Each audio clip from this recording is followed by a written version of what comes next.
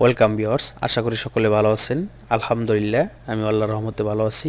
বন্ধুরা, এই চ্যানেলে এটাই ফার্স্ট ভিডিও, তো আপনাদের ভালোবাসা চাই, আপনাদের দোয়া চাই। যদি আপনারা আমাকে ভালোবাসেন বা যদি সাপোর্ট করেন, তাহলে ক্ষুদ্র জ্ঞান থেকে আপনাদেরকে অনেক কিছু দিতে পারবো। আর যদি আপনারা যদি আমাকে ভালো না বাসেন, সাপোর্ট না করেন, যদি এক ভান্ডার জ্ঞানও যদি থাকে, তাহলেও আপনাদের কিছু দিতে পারবো না।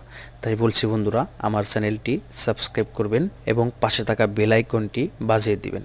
যদি আপনারা আমার পাশে থাকেন, তাহলে অবশ্যই আমি কথা দিচ্ছি ইনশাআল্লাহ আপনাদের পাশে সব সময় থাকবো। তো ফটোশপ ক্লাসের পক্ষ থেকে আপনাকে অনেক অনেক ধন্যবাদ। তো ভিডিওটা শুরু করি। তো দেখেন বন্ধুরা, ক্যাম্পাসে আমি একটা ইমেজ নিয়েছি। তো এই ইমেজটা আমরা পাসপোর্ট সাইজ ছবি ক্রিয়েট করব। আমরা কিন্তু এটা ফটোশপের ভিতরে আছি, ফটোশপ অ্যাডোবি ফটোশপ সিসি 2020। তো বন্ধুরা, প্রথমে আমরা পাসপোর্ট সাইজের কাজ করার জন্য প্রথমে আমাদের ক্রপ টুলটা সিলেক্ট করতে হবে।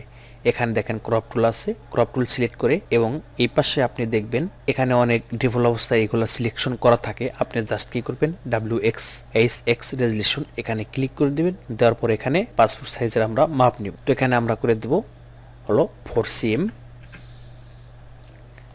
এবং এখানে করে দেব আমি 5 cm এবং এখানে হলো রেজলিউশন, এখানে আমরা রেজলিউশন দেব 300। তো এটা হলো সেন্টিমিটারের মাপ, ঠিক আছে। তো আমরা এখন কিবোর্ডে শিফট এবং আল্টার ধরে এই উপরে থেকে আমরা মাউস ড্র্যাগ করে এভাবে আমরা মিলিয়ে নেব, ঠিক আছে। এবং এখানে মাঝখানে দেখেন একটা এরো আইকন দেখাচ্ছে, ছবিটা ধরে নিচের দিকে নামাবো এবং এটা একটু বাড়িয়ে নেব। তো ছবিটা সিলেক্ট করলাম, সিলেক্ট করে একটুকা কিবোর্ডে এদিকে নিয়ে আসি। তো আমরা এখন ক্রপ করে দিই। ছবিটা একটু জুম করে নেবেন। জুম করে নেওয়ার পরে এখন আমরা এই ছবিটার কালার মেইনটেনেন্স করব। কালার মেইনটেনেন্স করার জন্য আমরা প্রথমে ইমেজে আসবো। ইমেজে আসার পরে এখানে অ্যাডজাস্টমেন্টস আছে, এখানে অ্যাডজাস্ট করব কালার। তো দেখেন এখানে চ্যানেল মিক্সার আসবেন। চ্যানেল মিক্সার আসার পরে এখানে রেডটা একটু বাড়িয়ে দিবেন। তো রেডটা একটু বাড়িয়ে দিলাম। দেওয়ার পরে বন্ধুরা আবার ইমেজে যাবেন। ইমেজে যাওয়ার পরে আবার অ্যাডজাস্টমেন্টে চলে যাবেন। যাওয়ার পরে এখানে আপনি সিলেক্টিভ কালারে আসবেন। আসার পরে এখানে রেড করা আছে, এখানে আমরা ব্ল্যাক নেব। এখন এখানে নিচে ব্ল্যাকটা আমরা একটু বাড়িয়ে দেব, ঠিক আছে। তো আবার এখানে আসবো। এখানে আসার পরে এখানে নিউট্রালসটা আমরা একটুকা বাড়িয়ে দিব। দেওয়ার পরে আমরা কন্ট্রোল এমে যাব। কন্ট্রোল এমে আসার পরে এখানে দেখেন আরজিবি লাইটটা আমরা বাড়িয়ে দিব, ঠিক আছে। আরজিবি লাইটটা বাড়িয়ে দিব।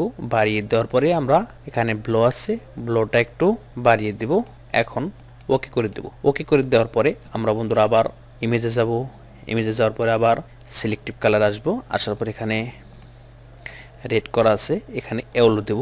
এওলো কালারটা আমরা ব্ল্যাকের এই সাইডে আমরা এদিকে করব, ঠিক আছে।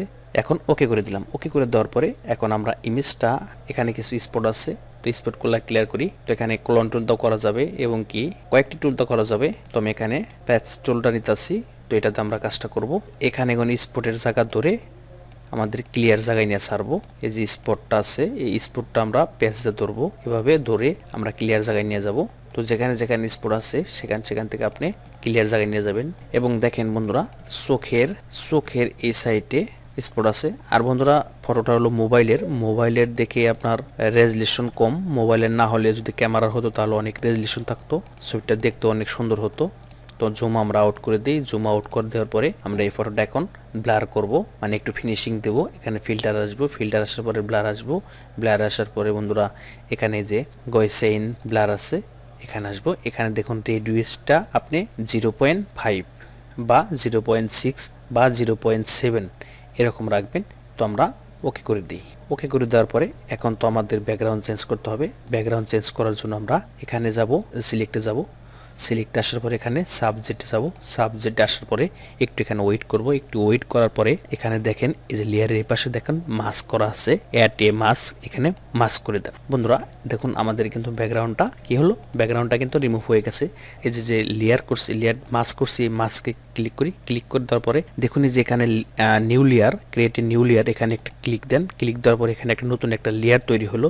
এই লেয়ারটা আমরা কালার নেব। এখান থেকে কালারে যে দেখুন ব্যাকগ্রাউন্ড কালার, আপনি যে কোনো কালার চাইলে নিতে পারেন। এখান থেকে আমি নেভি ব্লু কালার নিলাম। নেওয়ার পরে কন্ট্রোল ব্যাক স্পেস দিলাম। দেখুন ছবির উপরে কিন্তু নেভি ব্লু কালারটা চলে আসলো। তো আমরা এই নিচের লেয়ারটা আমরা উপরে তুলে দেব। দেখেন বন্ধুরা, আমাদের কিন্তু পাসপোর্ট সাইজ কাজটা কিন্তু কমপ্লিট। বন্ধুরা ভিডিওটি কেমন লাগলে অবশ্যই জানাবেন কমেন্টের মাধ্যমে, এবং যদি ভালো লাগে থাকে তাহলে অবশ্যই লাইক করবেন এবং আমাদের চ্যানেলটি সাবস্ক্রাইব করবেন। সকলকে ধন্যবাদ, সুস্থ থাকবেন, ভালো থাকবেন।